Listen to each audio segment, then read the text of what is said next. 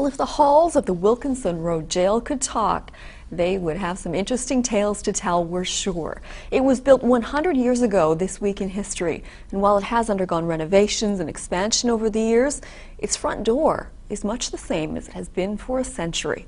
Bruce Kirkpatrick reports. Royal BC Museum Curator of History Lorne Hammond reads from a Wilkinson Road Jail punishment book. I have warned them several hundred times, but they take no notice.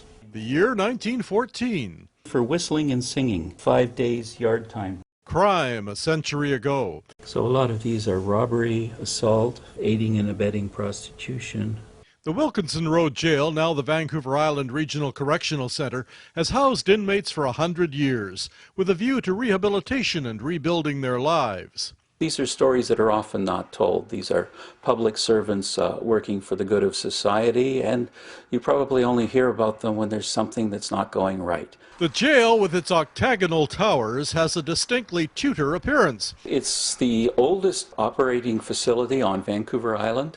The original building was designed by Colonel William Ridgway Wilson with a budget of $100,000. Ridgway Wilson also designed the Bay Street Armory and South Park School in Victoria.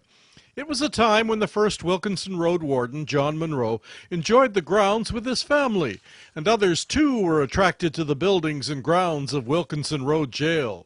People stop by and go, what a lovely place with the low stone wall, and drive in and spread a picnic blanket, and lo and behold, they'll find out where they are. In 1917, the Wilkinson Jail closed briefly as a war cost saving. In 1919, it was renamed the Colquitt's Provincial Mental Hospital for the criminally insane and housed as many as 300. In 1929, it became a prison farm, which closed in the mid-1970s. There was a discussion in the 1970s about closing and demolishing it, but instead in 1985 they decided to invest $24 million and make a fully modern facility behind those heritage walls.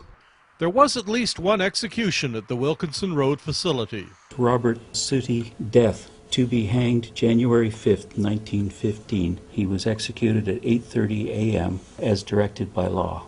In 1960, a Wilkinson jail inmate escaped and, using guns stolen from a nearby farmer, shot and killed Saanich Constable Robert Kirby.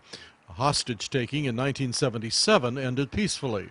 Today, a modern prison facility lies behind a Gothic facade. Current warden Shauna Morgan and her corrections branch staff are marking 100 years of history, with memories of keys and locks a century ago.